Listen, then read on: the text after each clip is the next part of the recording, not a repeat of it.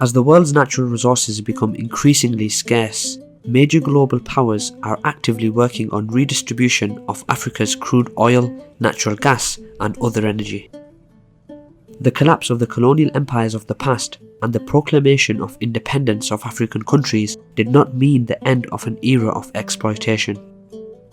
Old colonial powers, as well as global actors such as the United States, Russia, and China, have imposed a new system of discriminatory economic and political relations to developing states of Africa. I'm your host Kasim, and thanks for joining me for another KJ vid. In this video we will discuss the neo-colonialism in Africa. I'd also like to take this opportunity to encourage you to visit our website kjvids.co.uk and sign up to our subscription plan, which will give you unlimited access to our content and the full transcripts of all of our video reports and a lot more analysis.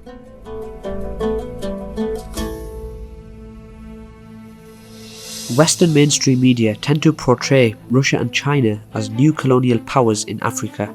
In reality, former colonial masters, now in the form of multinational corporations, are still in charge of most of Africa's natural resources. According to author Phil Butler, the United States and its European satellites have developed a mechanism of neo-colonial rule in Africa. Butler claims that the aid goes in African countries and then gets other NATO weasels to subsidize the fake altruism. Crooked politicians gobble up the lion's share, then vital resources are transferred while at the same time European and other outside investors profit from the economic solutions. The concept of neocolonialism underscores how African state sovereignties can be reduced to mere flag independence by external policy interference and economic control. Neocolonialism includes planting of corruption and outright bribery of African political elites, uncontrolled arms, political favourites, the system of bonded loans, the use of so-called humanitarian aid as a tool of manipulation, the use of armed force, allegedly in the name of maintaining peace, and the use of inciting tribalist conflict just to transfer state power to controlled leaders. Some analysts believe that there is a direct link between neocolonialism and the lack of peace on the continent. Currently there are approximately 4,000 French troops stationed in Mali. There are also about 800 German soldiers operating as part of a United Nations force of over 15,000 military and police personnel apparently protecting the regime. In reality, they are protecting their own interests and keeping control over natural resources. According to the Ministry of Mines in Mali, there are 800 tons of gold, 2 million tons of iron ore, 17,000 tons of uranium, 20 million tons of manganese, 4 million tons of lithium, and 10 million tons of limestone in the country. It is estimated that the Democratic Republic of Congo has more unexplored mineral resources than any other country. They are worth $24 trillion. It is unlikely that international capital will ever allow the Congolese to enjoy such wealth alone.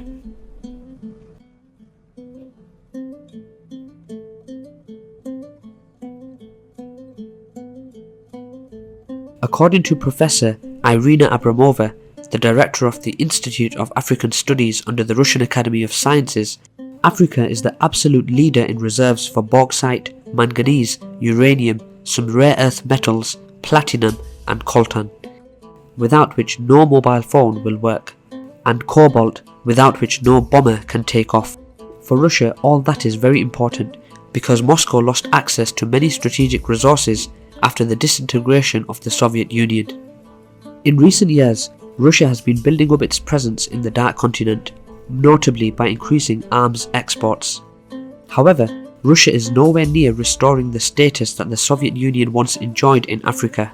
By supporting anti-colonial movements in Africa, the Soviet Union tried to achieve two goals at once: to gain influence and allies on the Dark Continent, while significantly weakening its Western geopolitical rivals.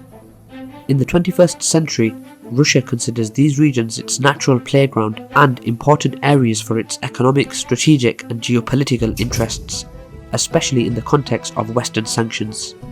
Russia, just like other major world powers, also covets many of Africa's raw materials and is creating joint projects and investments in order to access them. Russian companies are scaling up their activities in the mining of resources such as coltan, cobalt, gold and diamonds. Reportedly, State-owned Russian corporations have been mining bauxite in Guinea, cutting deals to extract diamonds from Angola, and winning concessions to produce offshore gas in Mozambique. Also, the private Russian energy giant Lukoil is reported to have projects in Cameroon, Ghana and Nigeria, and be looking to acquire a stake in the Republic of Congo. Several state-owned Russian firms such as Gazprom, Rostec and Rosatom are active in Africa, with activities largely concentrated in Algeria, Angola, Egypt, Nigeria and Uganda. Russia also wants to use its mostly state-owned oil and gas companies to create new streams of energy supply. It is worth mentioning that in recent years, Russia had become the largest supplier of arms to Africa, accounting for 35% of arms exports to the region, followed by China at 17% and the United States at 9.6% and France at 6.9%. Russian security companies, notably the notorious Wagner Group, operate in the Central African Republic and Congo.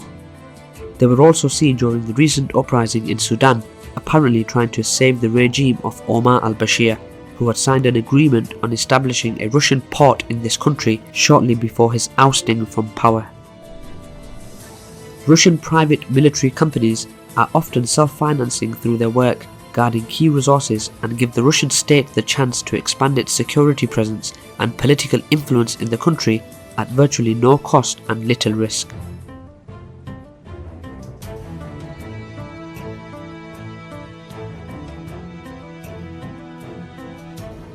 China's 2017 trade with Africa was $56 billion, compared to Russia's meek $3 billion. For context, the US-African trade over that time was $27 billion. Nigeria, the world's 13th biggest producer of crude oil, is one of the most important strategic points for China's interests in West Africa. The Chinese model of importing its own workers to build infrastructure projects, for example, does not sit well with many Nigerians. Yet publicly, the Nigerian government remains bullish, arguing that the nation needs to pivot away from an over-reliance on traditional allies and counterbalance the increasingly strong hand of China and mixed engagement from the West. However, in spite of the skyrocketing growth of Nigerian-Chinese trade over the past decade, the US remains Nigeria's top trading partner. The total Nigerian-US trade reached $38.6 billion in 2012, and France, Nigeria's number 9th export partner, is a larger export partner of Nigeria than China. In other words, China has a long way to go before it will replace Western nations as one of Nigeria's main trade partners. While China's number one concern in West Africa is access to natural resources and new consumer markets, as it is in the rest of Africa and the world, Beijing sees the rise of groups such as Al-Qaeda in the Islamic Maghreb and the movement for oneness and jihad in West Africa as a threat to energy corridors and regional stability, and thus a threat to vital Chinese national interests. Officially, China is developing Africa's infrastructure by building dams, roads and rail lines. At the same time, China imports crude oil, minerals and agricultural commodities from Africa. It is expected that partnership between China and African countries will ultimately render Africa as a source of raw materials for China and dumping grounds for cheap Chinese manufactured goods. Many African economists think that the construction projects financed by China do not contribute towards the growth of the continent's economy. Streets, power lines and railway tracks are usually built by Chinese firms who bring in their own workers and materials, all the way down to the nails and hammers. Thus the credit flows directly back to China, which leaves hardly anything for African entrepreneurs and workers.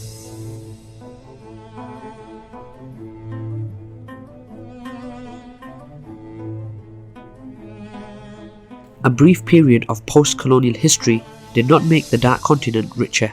Most of the best minds leave the continent for better opportunities. It should be remembered that European colonialism using the railway in the 19th century reshaped the economic geography of Africa, organising it around the railway lines that connected the diamond mines and other sources of raw materials with the ports. Nowadays, foreign powers are building roads to nowhere all over the continent, while most African countries still lack so many basic needs. No major power is showing any interests in the real development of Africa. Instead, the result of neocolonialism is that foreign capital, be it from the West or from Russia and China, is used for the exploitation rather than for the development.